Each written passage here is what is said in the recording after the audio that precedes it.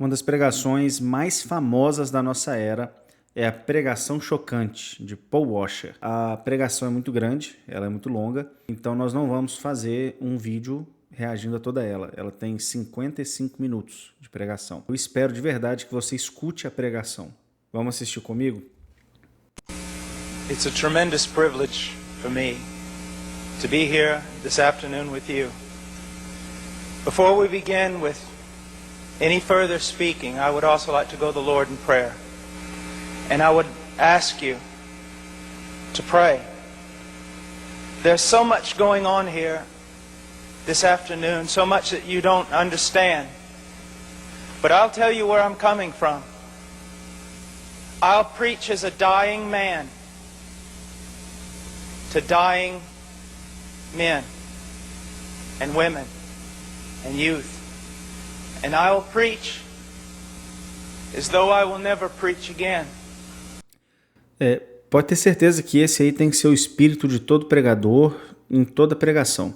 Eu vou falar uma coisa aqui, muitas vezes nós, pastores reformados, isso é mais comum no meio reformado, nós subimos no púlpito muito, mas muito dispostos a explicar um texto.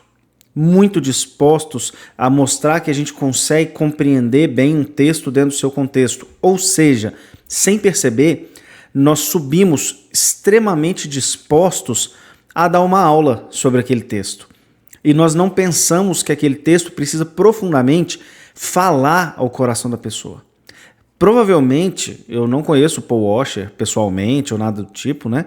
Mas se eu pudesse apostar minhas fichas, esse texto arrebentou o coração dele. Para ele falar do jeito que está falando logo no início, eu estou falando como pregador. Eu tenho certeza que esse texto arrebentou o coração dele. Só que nós pregadores, nós pastores, nós deveríamos sempre ser arrebentados pela palavra de Deus. And I will tell you things that you will misunderstand.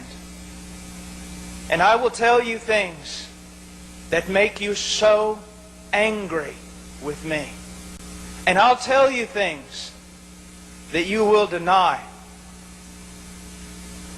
And I will tell you things and you will say, I have no right to tell you what I'm telling you.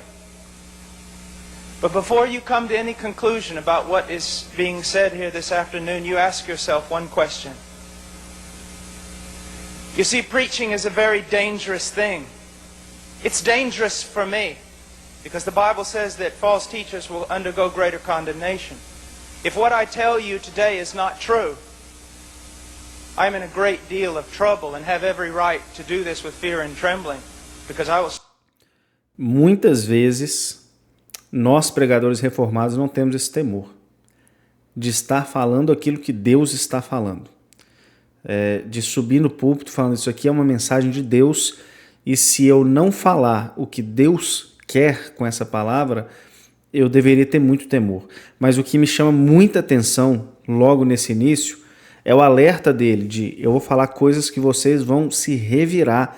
E na verdade a mensagem do Evangelho faz isso. Para começar, a mensagem do Evangelho já é uma mensagem de que você não é nada, que você precisa de um Salvador. Mas a mensagem coach de hoje em dia, que talvez já existia na época do Paul Washer, é uma mensagem completamente contrária a isso. Quantas pessoas, de verdade, sentam para assistir pregações hoje, principalmente de pastores midiáticos, aí do meio coach mesmo, quantas pessoas sentam para assistir e saem dali com essa sensação de confronto, de entrar numa batalha com Deus e consigo mesmo? Não, elas saem dali literalmente com o ego amaciado. Stand condemned before God. But if what I tell you today is true, then you're the one with cause for fear and trembling. Because if I correctly interpret this passage of Scripture that I'm going to give you, it is as though God were speaking through a man. And your problem will not be with me. It will be with God and His Word. So the only question that really has to be decided here this afternoon is this man before us a false prophet? Or is he telling us the truth? And if He is telling us the truth, then nothing else matters except conforming our lives to that truth. Let's go to the Lord in prayer. Matthew chapter 7, verse 13, Jesus said, "Enter through the narrow gate, for the gate is wide and the way is broad that leads to destruction, and there are many who enter through it. For the gate is small and the way is narrow that leads to life, and there are few who find it. Beware of the false prophets who come to you in sheep's clothing, but inwardly are ravenous wolves. You will know them by their fruits. Grapes are not gathered from thorn bushes, nor figs from thistles, are they? So every good tree bears good fruit, but every bad tree bears bad fruit.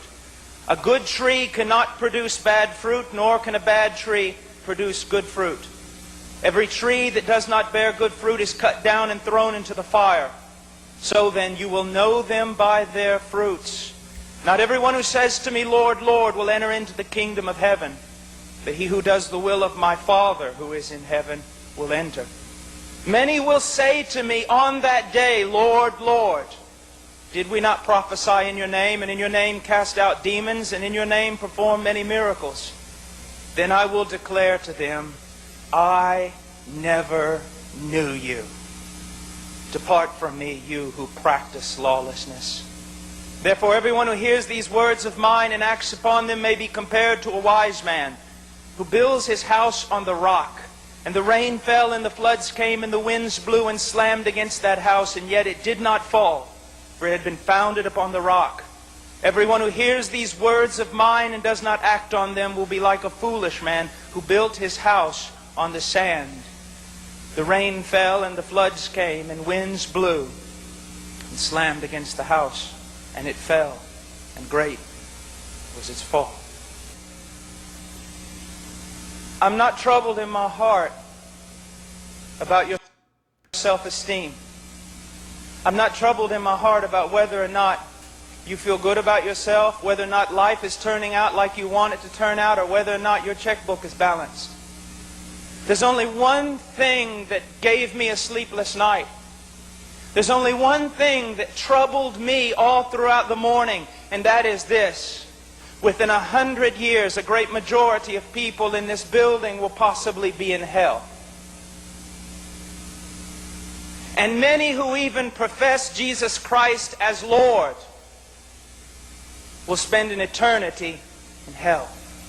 You say, "Pastor, how can you say such a thing?" I can say such a thing because I don't do my Christian work in America. I spend most of my time preaching in South America, in Africa, and Eastern Europe. And I want you to know that when you take a look at American Christianity, it is based more upon a godless culture than it is upon the Word of God.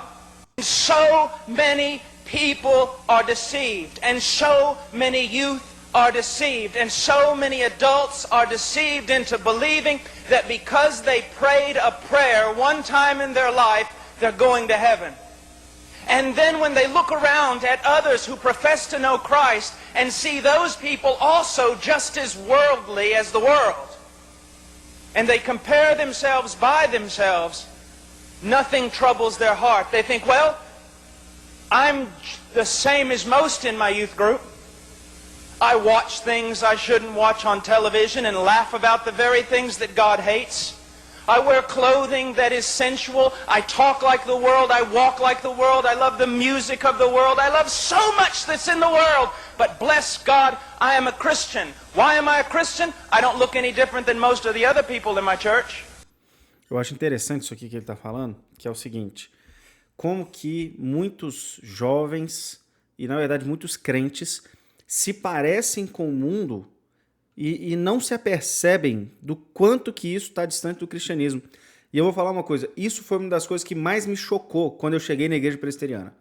Porque eu vim do meio pentecostal. Eu não nasci no meio presbiteriano, nasci na igreja. Mas olha que coisa curiosa. No meio pentecostal, onde eu julgo hoje que a teologia é distorcida, em que as pessoas não conhecem a palavra na profundidade que deveriam, pelo menos na maioria das igrejas que eu converso, especialmente de onde eu vim, onde havia legalismo muitas vezes, mas mesmo assim me parecia haver um zelo pela santidade muito, mas muito maior do que eu encontrei quando eu cheguei no meio reformado da igreja presbiteriana. Então o que ele está falando aqui, pelo menos dentro do meu contexto de vida, é muito próprio para o meio reformado, e às vezes muitos pentecostais com uma teologia mais pobre do que a nossa vão olhar e falar o seguinte: isso aqui não faz sentido para a gente. Por quê? Muitos pentecostais se vestem de modo decente, não vão na praia de biquíni e de sunga, não andam por onde não deveria andar, não vai onde não deveria ir, não assiste o show que não deveria ir, não ouve o tipo de música que deveria. Mas quando eu cheguei na presbiteriana, a primeira coisa que eu percebi, sinceramente, era o punhado de jovem que simplesmente eles viviam como mundanos enfiados dentro da igreja. E isso para mim, eu vou confessar, foi chocante. Chocante. O que ele está falando aqui é muito propício e eu rodei outras igrejas presbiterianas e eu vi um padrão disso acontecer muitas vezes.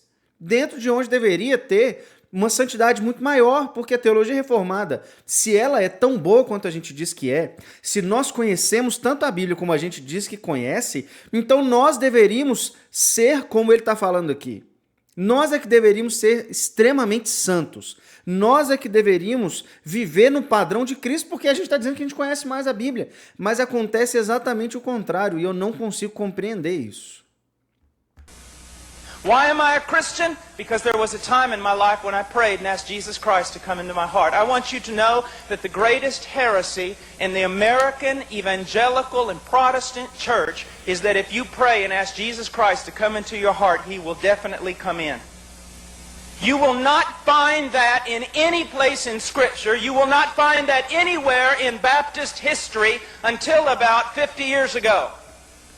É o famoso apelo, né? Eu confesso o seguinte: nunca fui numa igreja que faz apelo. Nunca vi uma igreja que faz apelo, nunca fui.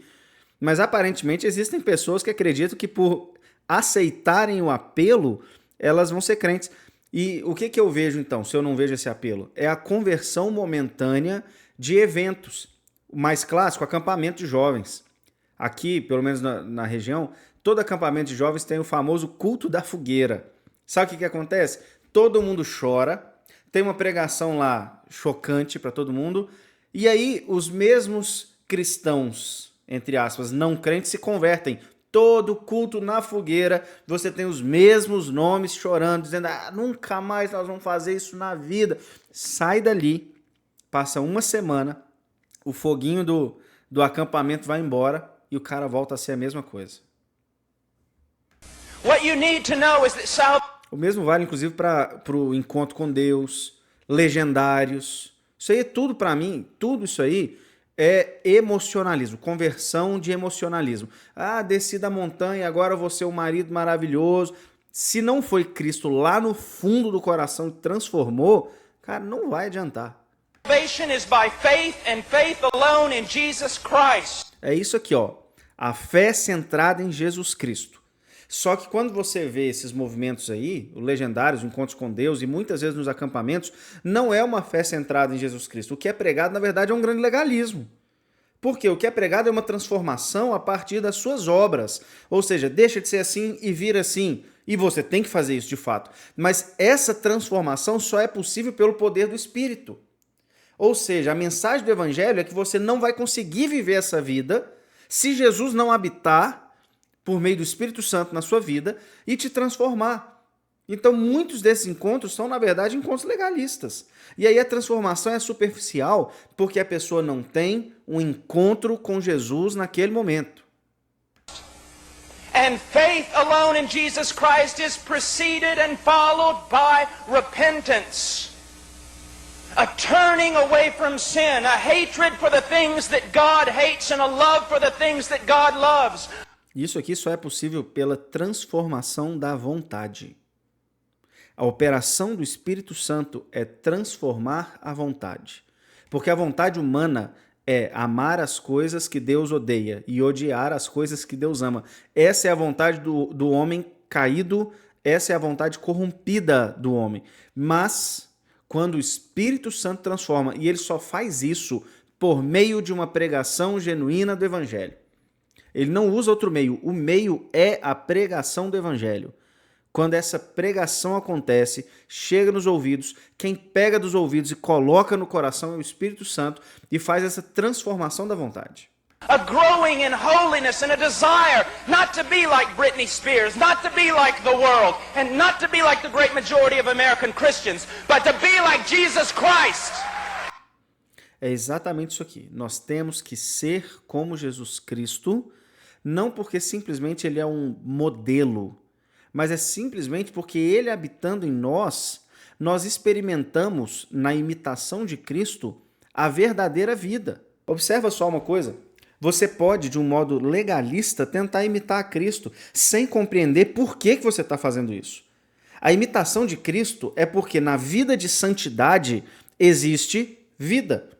Aquele que vive a vida sem ser de santidade, ele acha que está vivendo, mas na verdade ele não está experimentando, ele está morto ainda no seu pecado, ele não sabe o que é viver, ele não vai entender o que é a verdadeira alegria, ele não vai entender o que é experimentar a paz do Senhor Jesus que vem do alto. Mas quando você tem essa vontade transformada, e aí sim você começa a imitar Jesus, significa que você começou a descobrir o que é a verdadeira vida.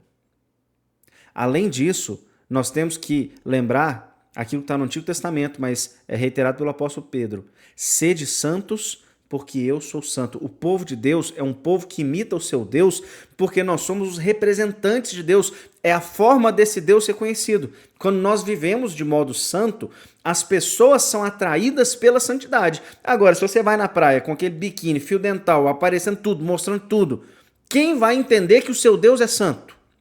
Se você ouve todo tipo de música, coloca o funk mais baixaria, coloca a Anitta para tocar, quem vai entender que o seu Deus é santo? E aí a pessoa vai ser atraída pela sua amizade, mas ela não vai ser atraída pelo Deus Santo. Então, não adiantou de nada.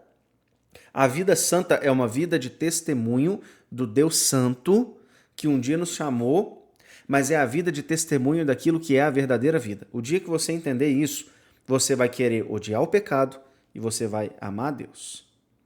Hoje a gente fez esse react da primeira parte do Paul Washer, da pregação chocante, mas eu te espero aqui no canal para mais reacts. Ativa o sininho, se inscreve, não esquece disso, deixa o seu like, que eu estou te esperando para mais vídeos para a gente refletir mais teologicamente.